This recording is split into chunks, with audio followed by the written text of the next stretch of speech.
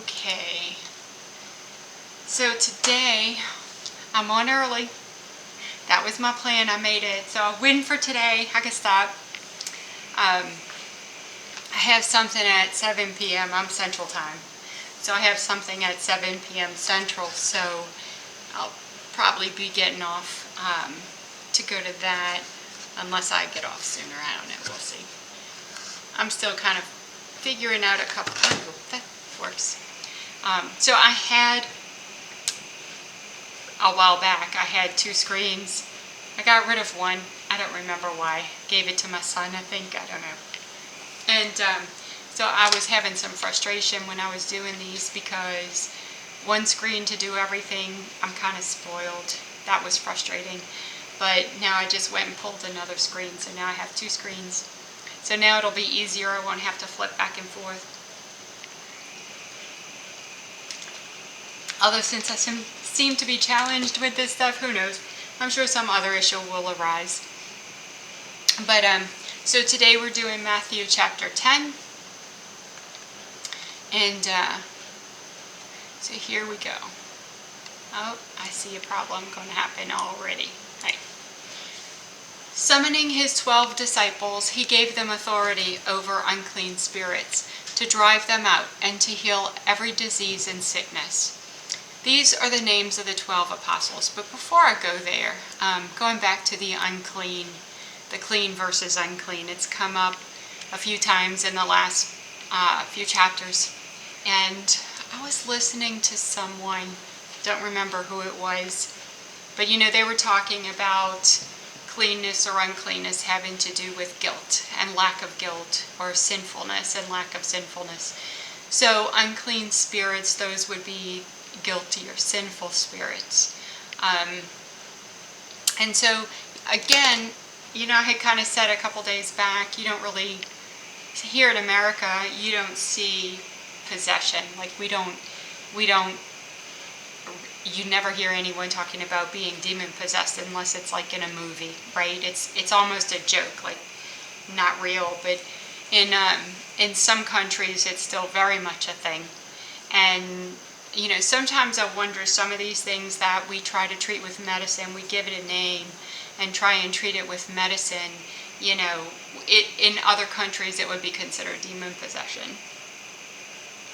So these are the names of the 12 apostles.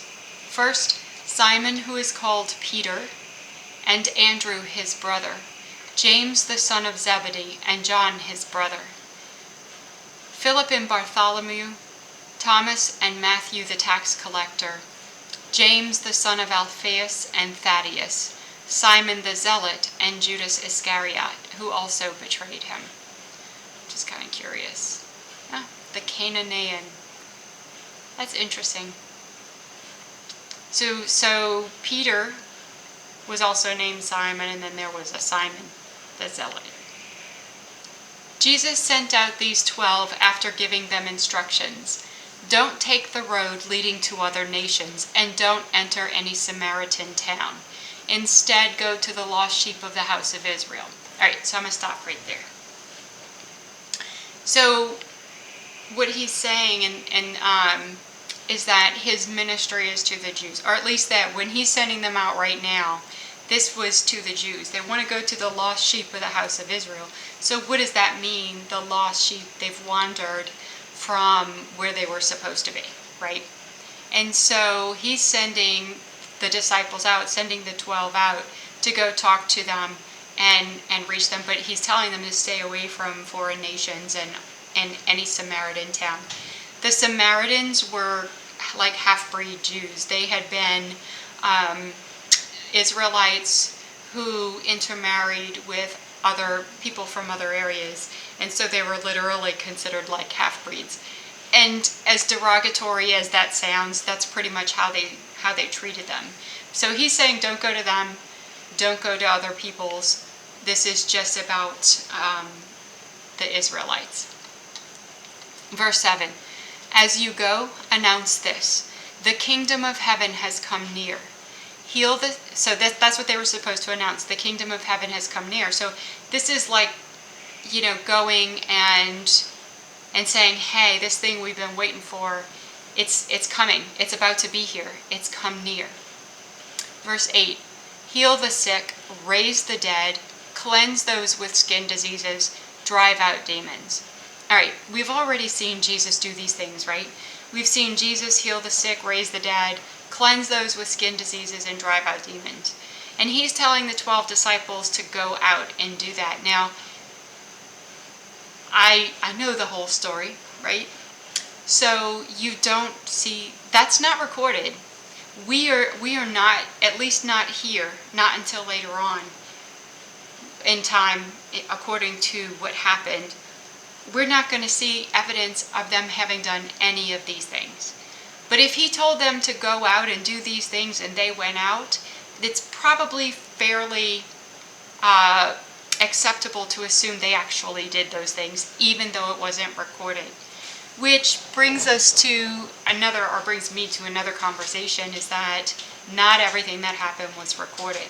This is not a complete accounting. There are things that happened that we totally miss and are not written down for us to read. So we're getting the highlights.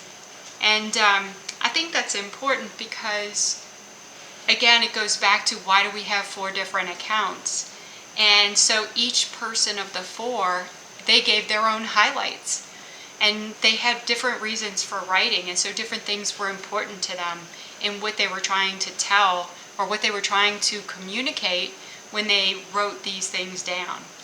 And but anyway, so we don't have, from this time where he sent them out, what we're going to find is we don't have a record of them having gone out and done these things. But just because it wasn't recorded that they did it doesn't mean they didn't do it.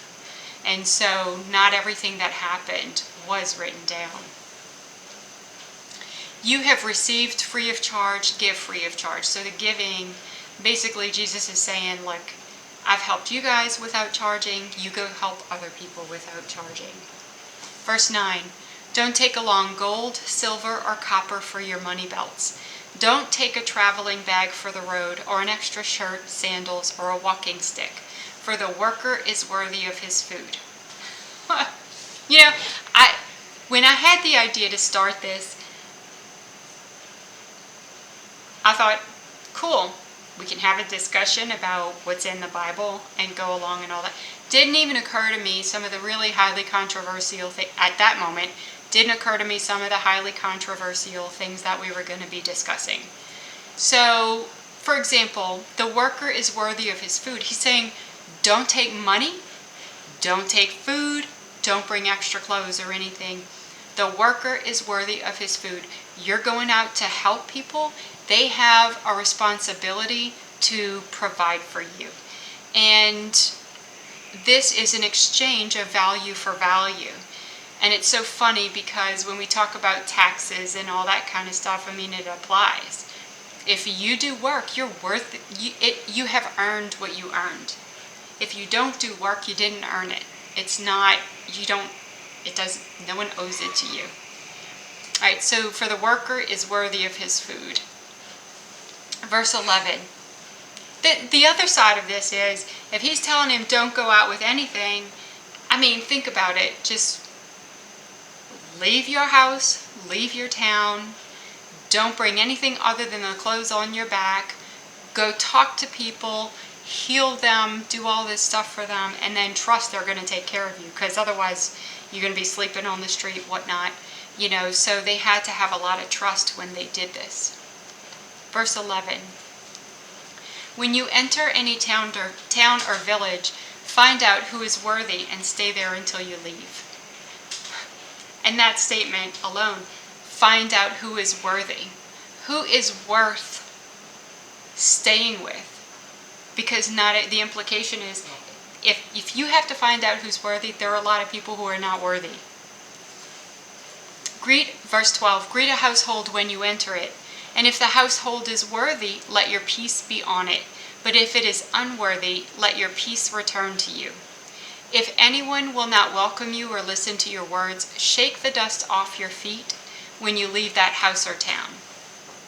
I assure you that it will be more tolerable on the day of judgment for the land of Sodom and Gomorrah than for that town. So Sodom and Gomorrah were already destroyed, right? But they're going to have it easier than any town that rejects you when you go to help them out. That's pretty self-explanatory. With kind of, the thought that I had as I was reading it is, when there are people sometimes who they may say they want help, but they don't really want to help. Like, you try and help them, and they'll accept whatever you give them, but they're not going to change anything. And what do they say? The definition of insanity, doing the same thing over and over and expecting a different result. Well, that's what some people want. Like, they want a handout, but they don't want to change anything. They want to do the same thing over and over. And if what they've done is brought them to a place where they need a handout and they don't want to change anything, they're going to stay in that place. So that in and of itself is a choice. Oh, you're funny. Well, welcome. Poor people. That's funny. That's a wide umbrella.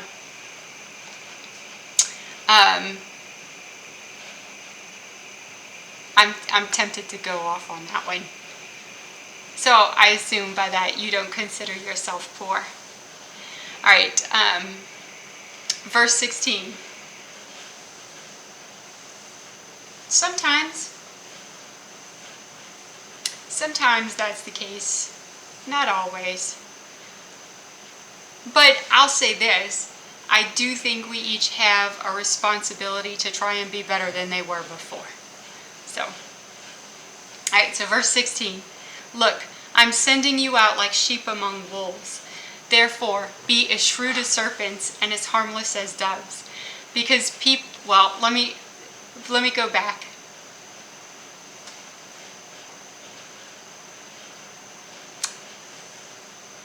I don't know. I don't have a response to that. You could try to get a response, but I don't know. I've been poor. I've been not poor. I wasn't much different both ways, but I did make different choices for different reasons, so. And sometimes I didn't have a choice. Alright, so sheep among wolves, be shrewd as serpents and harmless as doves. So shrewd as serpents means what, right? Like, be very careful, pay attention, make good decisions, but you're not trying to harm anyone. So verse 17, because people will hand you over to Sanhedrins and flog you in their synagogues, beware of them. You will even be brought before governors and kings because of me, to bear witness to them and to the nations. But when they hand you over, don't worry about how or what you should speak, for you will be given what to say at that hour, because you are not speaking, but the Spirit of your Father is speaking through you. Alright, so now I'm distracted, but that's cool.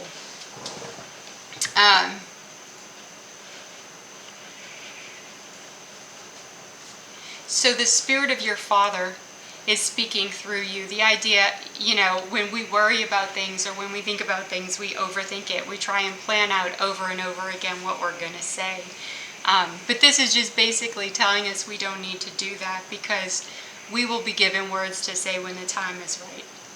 So I got a response. This person here, bless you. That's why poor people disgust me.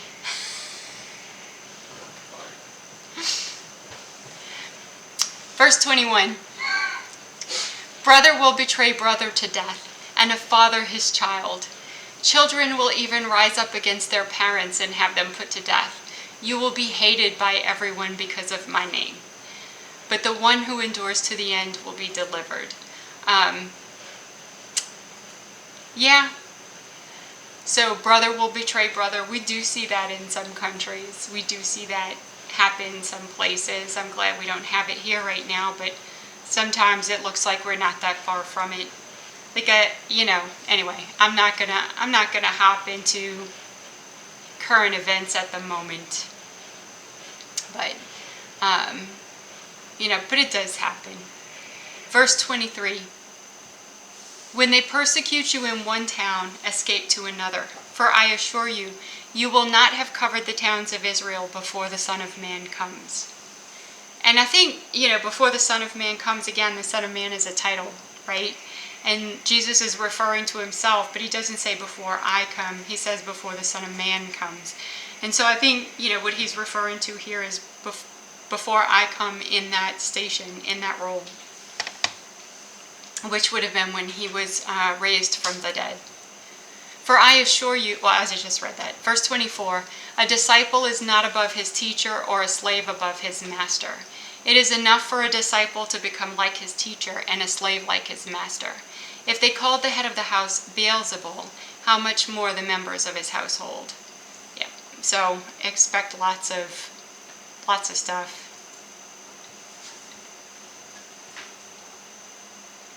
Fear God. So what's funny, if you're still on here? One of the problems I've had is I have not been able to see the chat because I was using the one screen and I just moved to two screens, so now I can actually see it. So you picked a good day to come on. All right, verse 26. Therefore, don't be afraid of them, since there's nothing covered that won't be uncovered, and nothing hidden that won't be made known. Look, this is one, I love this verse. Nothing covered that won't be uncovered, and nothing hidden that won't be made known. And I that's what, when life gets rough sometimes, when people are doing dirty things, that's what I deal with. Like, that's what I remember this verse and think about it. Verse 27, what I tell you in the dark, speak in the light. What you hear in a whisper, proclaim on the housetops. And it's funny, in the ear, in a whisper, because in the Old Testament there's a story of a prophet who ran off because things got really, really rough. And he was looking for God in the big things, like in the storm and in the earthquake. And what it came down to was God's voice wasn't heard in the storm and the earthquake. It was heard in the still quiet voice. And so that's the idea. What you hear in the whisper, in the still quiet voice, proclaim that on the housetops. Verse 28, don't fear those who kill the body but are not able to kill the soul. Rather, fear him who is able to destroy both soul and body in hell. In other words, don't worry about people. They can kill your body, but there's something beyond that. There's something after that that's even worse. And so you should fear the one who has that control or that decision. Verse 29, and vice versa, if you fear that one, you don't have to fear the one who can only harm your body. Verse 29, aren't 2 sparrows sold for a penny? Yet not one of them falls to the ground without the Father's consent. But even the hairs of your head have all been counted. So don't be afraid, therefore, you are worth more than many sparrows. And that's kind of the idea. So he follows, don't fear those who kill the body but are not able to kill the soul. Rather, fear him who's able to destroy both soul and body. Follow it with, but he cares so much about you that even the hairs of your head have been counted. So fear the one who actually cares about you and loves you. Don't fear the ones that can only hurt your body, but that's it,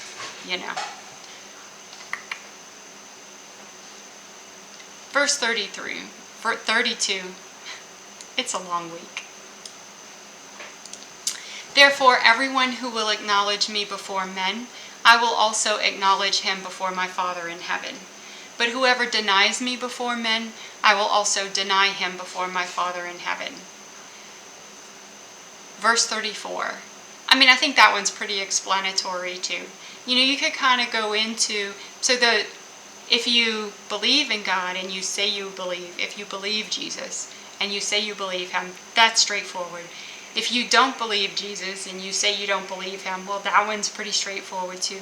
Where these verses combined get a little more difficult is, what if you believe Jesus but say you don't? just so that you don't upset anybody or offend anybody or lose anybody's friendship. That's where it really becomes complicated, right? Because if you believe him, but you deny him, what does that mean about you? You know? One could argue it means you don't really believe. You don't really believe what he's saying. Because if you did, you would fear the consequences of upsetting God more than the consequences of upsetting men. Verse 34. Don't assume that I came to bring peace on the earth. I did not come to bring peace, but a sword. For I came to turn a man against his father, a daughter against her mother, a daughter-in-law against her mother-in-law, and a man's enemies will be the members of his household. And I think, it's funny because Jesus is called the Prince of Peace, right? But the sword, it cuts, and it also, it separates, right? Cuts and separates. And so I think he's not saying my intent is for people to fight. My intent is for people to choose into one side or the other. Because the time of not making a choice is over. You have to make a decision. What are you going to follow? What are you going to live by? And so that will separate, that will turn families against each other. And so the person who loves father and mother more than me is not worthy of me, which kind of goes back to the man who said, let me bury my father, and he said, let the dead bury the dead. And that was just that person choosing to continue what he was doing over following Jesus. And whoever doesn't take up his cross and follow me is not worthy of me. And I was just talking about this, that taking up his cross. What does that mean? Because at this point in Jesus' ministry, he had not taken up a cross. He had not been crucified. In fact, they didn't understand that that was even going to happen to him. And so what did it mean when he said, whoever doesn't take up his cross and follow me? What did that mean to them at that moment? What did taking up the cross mean? And actually, I never even considered about the fact that it was before. Yeah. So how would they have interpreted it? It's an interesting question.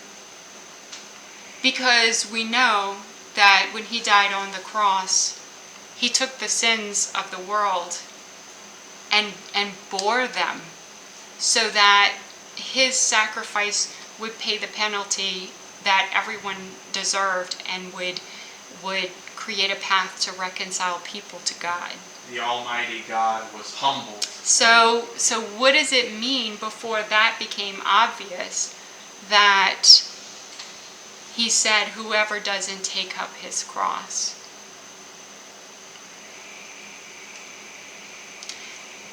So I don't have a good answer to that because I don't know what it would have meant to them not understanding what he was about to go through. But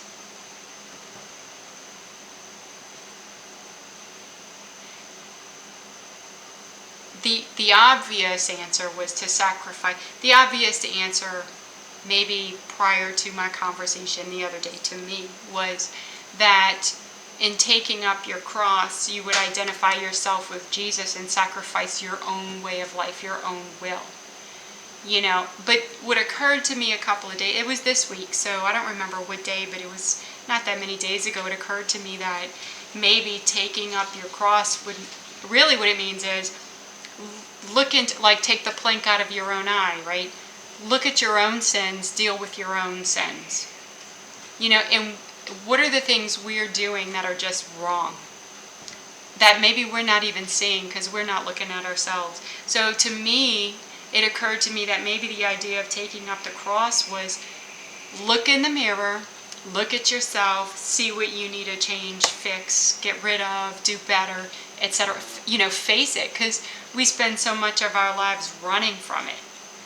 But the call really is to face truly who we are and then do something about it. All right, verse 39. Anyone finding his life will lose it, and anyone losing his life because of me will find it. And And that goes back to a lot of what I just said was, if what you're looking at finding, sometimes I think these are hard to translate. So the one who finds his life will lose it. I think it has the sense of that you're constantly on the search for who you are. Meaning it's all about you. But when you give that up, when you give up, I want to be this and I want to do that and all that, then you actually find it. The satisfaction, because if you're searching, something inside you is unfulfilled. Something inside you is hungering for something else. And so when you keep searching after that, hungering for what you think is going to make you happy, you're losing your life. Days are passing and you're just living in hunger. But when you give that up and you lose that, then you find your life and you find satisfaction. But key is lose his life because of me.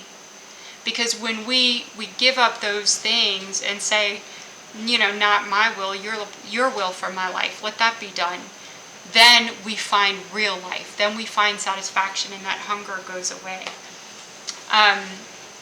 I've been listening a lot to Gary Vee, and he talks about, I lost my train of thought. I'm getting old, what can I say?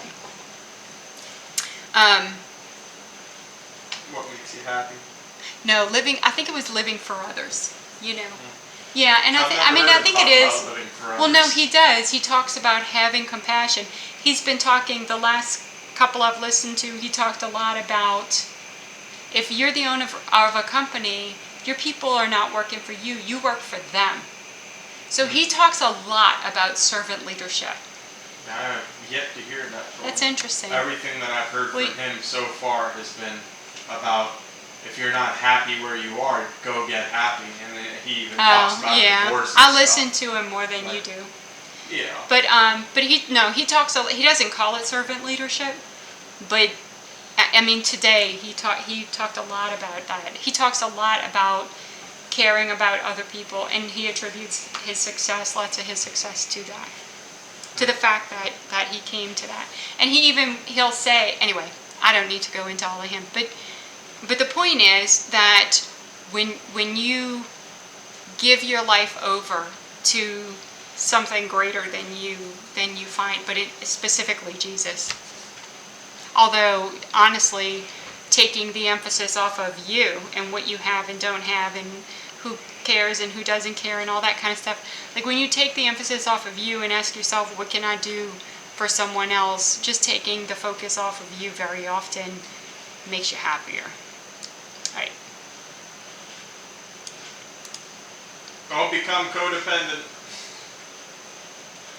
Yeah, so codependency is not about how generous and giving you are. It's actually about controlling behavior. So I'm going to do this so that they do that. That's codependency. I'm going to be so great. They're just going to love me so much. They're going to change what they do. They're really going to appreciate me now. They're going to think I'm the best because I did this for them. Anyway, that's codependency. It still all reflects back to you. Verse 40. The one who welcomes you welcomes me, and the one who welcomes me welcomes him who sent me. Him who sent me is God, and me is Jesus in this verse. Anyone who welcomes a prophet because he is a prophet will receive a prophet's reward. And anyone who welcomes a righteous person because he's righteous will receive a righteous person's reward. And whoever gives just a cup of cold water to one of these little ones because he is a disciple, I assure you, he will never lose his reward.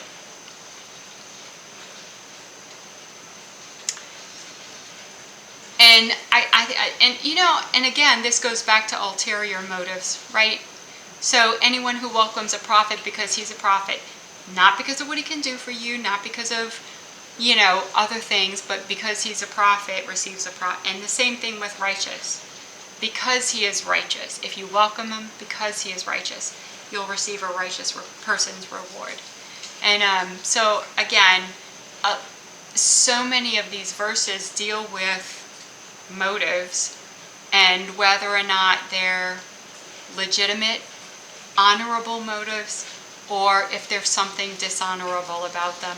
And again, that thing that's dishonorable really ultimately generally comes down to, what do I get out of it? So that is Matthew chapter 10. I'm going to stop that there. So I'm going to stop this recording, and tomorrow I have to get up bright and early, and then I'll probably get on again. But so that's it for Matthew chapter 10.